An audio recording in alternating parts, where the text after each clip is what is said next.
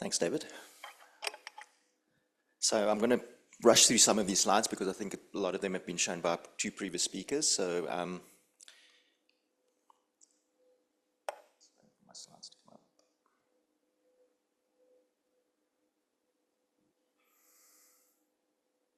Okay, all right, so thanks for the opportunity. So my title here today is, Should AF Ablation be Widely Available in Africa?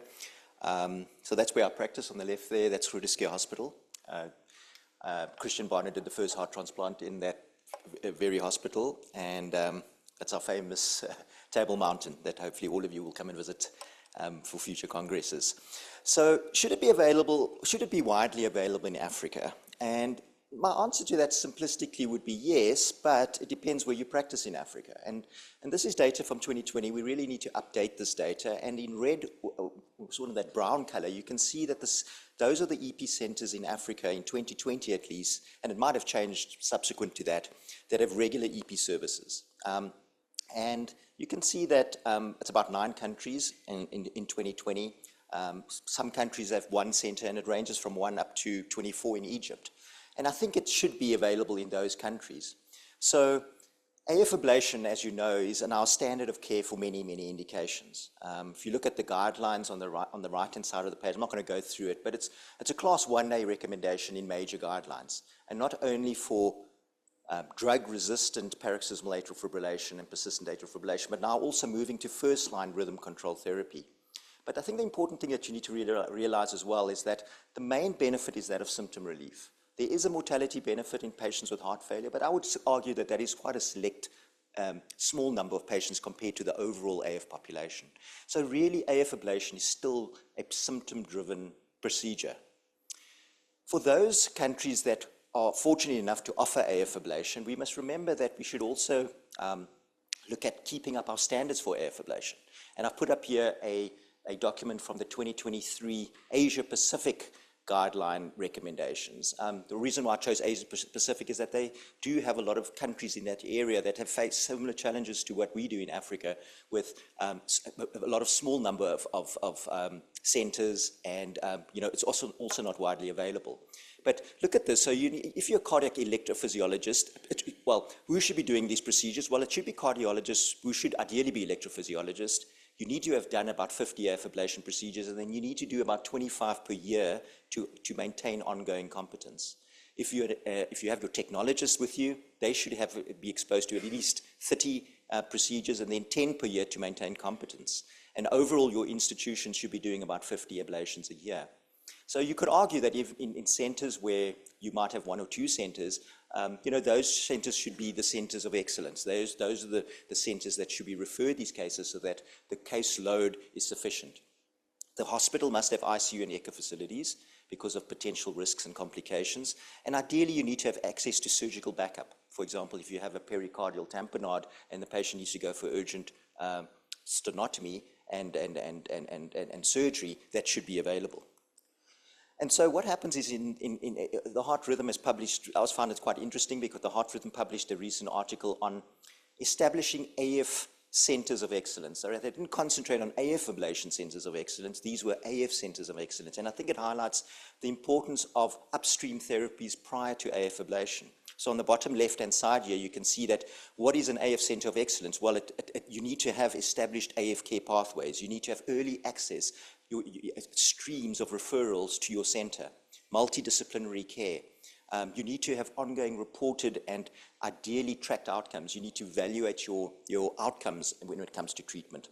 And there must be an education that should be available to people, to patients, as well as to the providers. And on the bottom right-hand side, you can see the timely diagnosis that they concentrate on the right time, the right provider, and the right place. Again, concentrating on early diagnosis of atrial fibrillation. We know that early ablation has better outcomes than late ablation. And that's not only ablation, but also early rhythm control therapy. So this is where it's moving in terms of, in those countries in Africa where we can provide these services, we need to establish AF centers of excellence. But I would argue that the majority of countries in Africa with no or limited EP services, so that's in yellow and maybe in some of this gray pattern, AF ablation should not be a priority. All right, centers should prioritize, I would say, rather patients that are still dying from heart block. You know, speaking to some of you in the audience today, I find it really fascinating that some patients are still waiting months and months for a backup VVI pacemaker in the institution. That is where our priority should be lying. These are conditions that that improve survival as opposed to AF ablation. We should be making priorities for heart block, CRT, and maybe concentrate on the simpler ablation. Well, when I say simpler, I don't mean a flutter ablation is a simple procedure, but it's procedures that have potentially life-threatening arrhythmias. Think of pre-excited WPW, the cases that we saw this week. Atrial flutter with tachycardia-induced cardiomyopathy. I see a lot of these patients in the state sector in South Africa. These are the patients that require the ablations rather than the patient with symptomatic paroxysmal AF. And what we should be doing is concentrating on upstream AF therapies. We need to concentrate on early AF detection and diagnosis. Our previous speaker spoke on anticoagulation and improving time in the therapeutic range, and then rhythm and rate control. All right, so our first speaker today spoke on the epidemiology of AF in Africa, and I'm going to go through some slides pointing to why maybe AF ablation is not a priority. If you're looking at where the prevalence of AF stands in the world today, on the world map, you can see Africa is green. Our prevalence rates are lower than other high and middle income countries. Well, we might be expecting the floodgates to open, so to speak, but I think we're still early on in the epidemiological transition. You know, is AF ablation a priority? Well, maybe less so in our region. If you look on the right-hand side, this is data from 2019. Those are the sort of the calculated prevalence rates. You can see that our prevalence rate in Sub-Saharan Africa, for example, is way below the global numbers. So it seems like it's less of a problem in Africa. I like this diagram on the left-hand side because it sort of summarizes the benefit of AF ablation. So what you can see on the left-hand side here, you can see that AF really, if you have symptomatic paroxysmal AF in a young individual, the mechanism of that atrial fibrillation is trigger-driven pulmonary vein triggers. But as you progress to more chronic forms of atrial fibrillation and more rheumatic heart disease or more structural heart disease like endomyocardial fibrosis, for those who see, we see these conditions quite frequently in Africa, the AF moves from a trigger-driven process to more substrate maintenance process. And you can see that the success from AF ablation there becomes much less effective. You know, you can imagine we all see these patients with rheumatic heart disease with atrial sizes of 7 centimeters. There's no way that an AF ablation is going to maintain sinus rhythm in that patient. So I think, so in Africa, we frequently see these conditions. These are conditions less amenable to catheter ablation. So let's have a look at it. The RELY AF registry. This is just one study looking at what type of AF are we seeing. All right, and I've shown you this was a large registry. It was over 15,000 patients, and it looked at worldwide AF as well as also AF in Africa. And what you can see in Africa on the right-hand side of the column here, you can see that 81% of patients presenting to an emergency room with atrial fibrillation had in fact had a diagnosis of permanent AF. We were seeing these patients were presenting late in their overall AF disease course. And on the right-hand side over here at the bottom, you can see the percentages of structural heart disease. These were the patients on the other end of the spectrum that were less amenable to catheter ablation. Rheumatic heart disease, pericarditis, and endomyocardial fibrosis, accounting for about 25% of all patients presenting to an emergency room with atrial fibrillation. These are not the optimal patients for AF ablation, and we are seeing in Africa late disease. All right, if you look at follow-up these patients at 1-year outcomes, and you look at on the right, I'm going to just concentrate on this here, guideline-directed therapy who did not receive anticoagulation. 55% of patients in Africa who needed anticoagulation were not receiving anticoagulation. And our previous speaker highlighted the problem of also time in the subtherapeutic range. If we can't be giving patients proper anticoagulation, there's no way we should be offering these patients AF ablation. Here's some data looking at rheumatic, this is from the RELY AF data in patients with rheumatic heart disease and atrial fibrillation. Africa did the worst of all the countries in terms of oral anticoagulation use by region. And we were also pretty low in terms of time in the therapeutic range. So again, we shouldn't be offering AF ablations if we can't manage an oral anticoagulation properly. So here's some studies, again, also just further emphasizing late disease in Africa, from Cameroon, Senegal, Kenya, and South Africa. You can see that the majority of the rate versus rhythm control strategies were rate control. All right, these patients were presenting late. For whatever reason, the doctors seeing these patients decided that these patients did better with rate control versus rhythm control. This was an abstract that was published last year at this last year at this meeting, at the Cardiorhythm Virtual Meeting, 2024, and it's quite an impressive study. It hasn't been published yet, but this is a registry from some countries in West Africa called the Atrial Fibrillation Registry in Countries of Africa. And they enrolled an impressive, I think it was over 1,800 patients, looking at the demographics of patients that they encountered with atrial fibrillation. And again, it just emphasizes what I just said. This is contemporary data now. 87% of patients had persistent and permanent AF. These are candidates are less amenable to catheter ablation.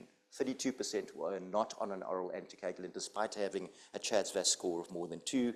And again, the majority of the strategy, rhythm versus rate, it was rate control. 72% of patients were treated with rate control.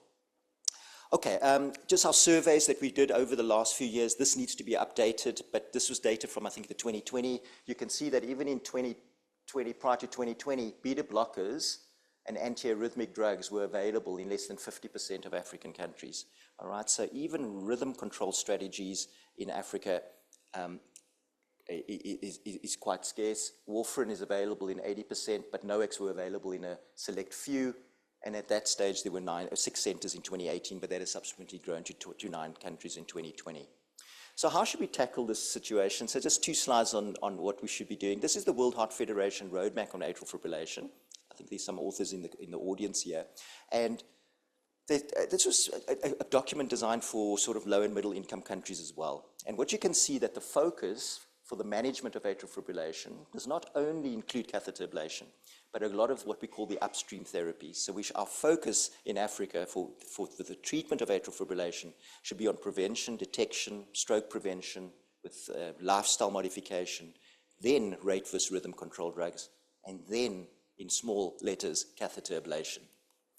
So in conclusion, Mr. Chairman, I've shown you some data here showing that AF ablation should be available in Africa, but in select centers where EP services are currently available. And in those centers, AF centers of excellence should be a goal. AF ablation is not a priority currently in countries without EP or limited EP services. Our focus should be on treating arrhythmias that improve survival, like heart block and heart failure. AF ablation may be less efficacious in Africa. I've showed you the high prevalence rates of rheumatic heart disease and endomyocardial fibrosis and the late disease. These are patients less amenable to catheter ablation. Holistic AF arrhythmia care in Africa should be a priority, as I showed you in the roadmap. We need to concentrate our efforts on screening, detection, anticoagulation, and rate and rhythm control. And it involves governments, healthcare professionals, national organizations, international societies like AFRA, and hospitals that should recognize the importance of detecting and treating AF to prevent complications and focus on efficient resource allocation. Thanks very much.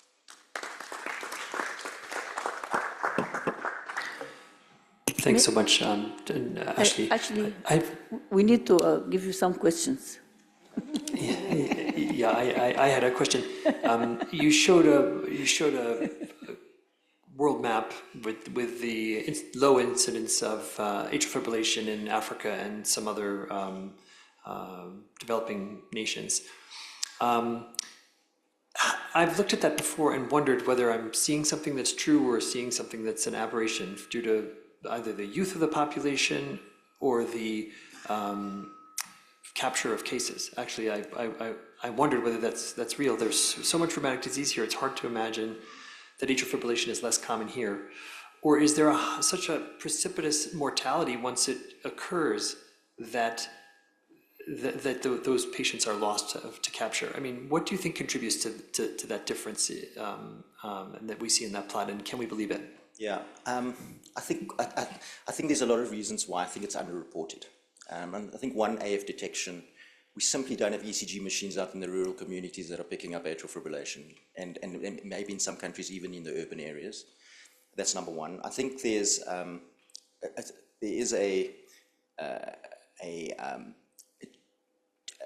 So first of all, under detection, under reporting.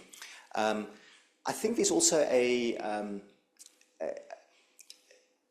if you think of it, there's also survivorship bias. So as you said, I think there's some patients that AF tends to be a disease when there's at least lifestyle factors like hypertension, diabetes. Maybe patients are not living as long; they're dying early on with HIV, rheumatic heart disease, or other non-communicable disease, or communicable diseases. And I think there's also that reporting. But I think a lot of it is maybe it's under-reporting. So I don't think we can, and also if the studies that have contributed to those papers I think they're few and scanty, and it's not, is it community-based, is it hospital-based? I don't think there's a lot of studies looking at that. Yeah, that's a good point. I want to add something to the map where you showed that Africa is green and America is red regarding AF. I will talk honest. We don't have registration of AF patient all over my country. Even in university hospitals, we don't have database. And this is a shame. This is why we don't publish. The only database I have in my private clinic, I started in 2012, where I have started working in 1991. So this lack of documentation, of registration, and this means that this green is not real green. It should be black. Means yes, absent. Because if I share my data with you, it will be only one center. And I don't know who shared this data from Egypt, or this is a shame for my country. And we even in the governmental hospitals, insured hospitals, very high-class private hospitals. I worked in one of the elite ones. That was 20 years ago. And when I started to talk about registration, documentation, they were laughing at me. They said, we are a private hospital. We are not doing any research or documentation. So how, from your point of view, we can bring Africa to the road of research and publication? How? We need enthusiasts in this audience. We need people that are, that are willing to collect the data and then collaborate, with each other. I mean, you saw that we were able to produce papers here on registries and data from, and high quality randomized controlled trials. So I think we do have the manpower in Africa. I think it takes some enthusiastic individuals meeting together and driving the thing forward, because otherwise we'll never get data from Africa. Yeah. Thank you. I think from her, what she has said, we could actually use such meetings to come up with a project where we have multi-center research and documentation. So most of us who are here have centers where we are practicing the general cardiology, and definitely you need just an EKG to identify an arrhythmia before even you go to the EP service. So from that, we can actually have a multi-center study involving Africa alone, and using all the north, south, Sub-Saharan, east, west, everyone can participate and provide the number of patients. You'll be shocked. In my center, actually, I think we have so many atrial fib, but the problem is majority are rheumatic heart disease. Majority are maybe degenerative or associated with some dilatation of some sort. So definitely they will not benefit from cryoablation or RFA, but there are very many. Yeah, the authors of that registry from West Africa, need to be congratulated on. I think it was 18 countries in that region that they got data from, and I think that we should that registry should be across Africa. We shouldn't just to look at just to confirm that data from different regions, and yeah. Allow me to comment on your suggestion. We are here, let's do a small rapid survey. We are a good representation of many countries of Africa. We have worked on registry data by using RedCap. It had almost 800 fields, so that any electrophysiologist, if you see a patient with AF, if you have a patient with CRT, if you are doing an ablation of an AF or whatever, you will find the field to enter the data of your patient. Would you, in your daily practice, if you have access to that RedCap program, would you fill in and take the time and invest the time to enter the data? Yes. If yes, open. You said it has 800 fields? 800 fields, more Yeah, than. I mean, No, you will not each time, no, wait. You will not each time fill the 800 field, but I mean it grabs, so if you have an AF patient,